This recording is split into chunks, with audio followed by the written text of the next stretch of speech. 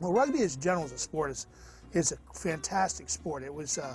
It's born out of soccer in 1822 by a guy named William Webb Ellis, who picked up the ball in a soccer match at the School of Rugby, where the game now derives its name. And he started carrying the ball in hand, and that's where the whole sport started. If you don't know the game, you're not going to know much about it from just watching one game. But once you start practicing and learning the rules, everything starts to make sense. And once you actually play in your first game, everything you do in practice, you learn that implies to a game situation. Football sprung from rugby. Football was just a spin-off of rugby, so a lot of us have the football background, and it's easy to adapt because once I got used to it, you could kind of say like, hey, I could actually run that play in football and it'd work and everything makes sense. You just got to learn the little technical rules that are kind of nitpicky in rugby, which can be a little iffy sometimes, and kicking the ball and passing it backwards, no forwards and no overhand passes, so it's not too hard to adapt. It usually takes a few weeks.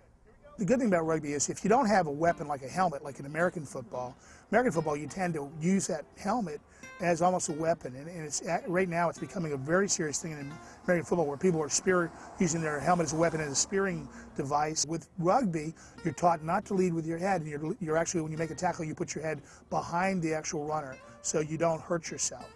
And you know, you're not going to hit anybody if you don't have protection, and it's subconscious. It's unconscious and subconscious. If you don't have a helmet on, you're not going to go anybody with full speed with your forehead.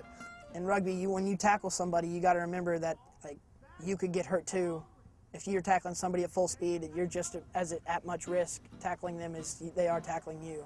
And then you have the general respect for the other player, that you don't want to hurt them because they could send somebody right after you the very next play and hurt you. Although rugby is a very physical sport, in a way it's not as violent, but it's very tough, and it demands probably the best fitness besides wrestling and swimming.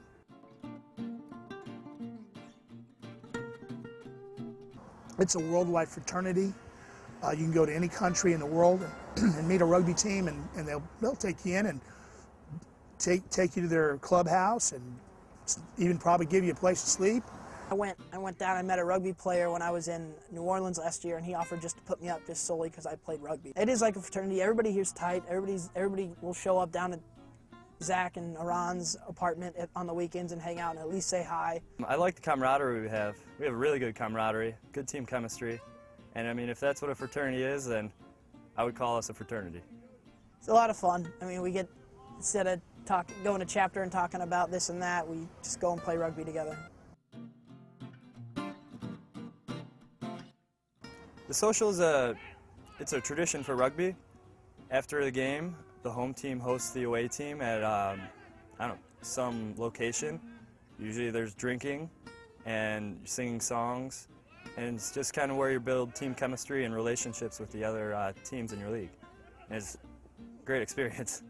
People have like a general respect for people who play rugby, and it kind of carries on and off the field. In the ruck, you can stomp someone's face and get away with it, but you don't do that because it's out of respect for the other player. It's the only sport that I know of, and that I believe there is, that you could go kill each other out on the field and then after the game go to the social and shake that guy's hand. You know, it truly is a gentleman's sport.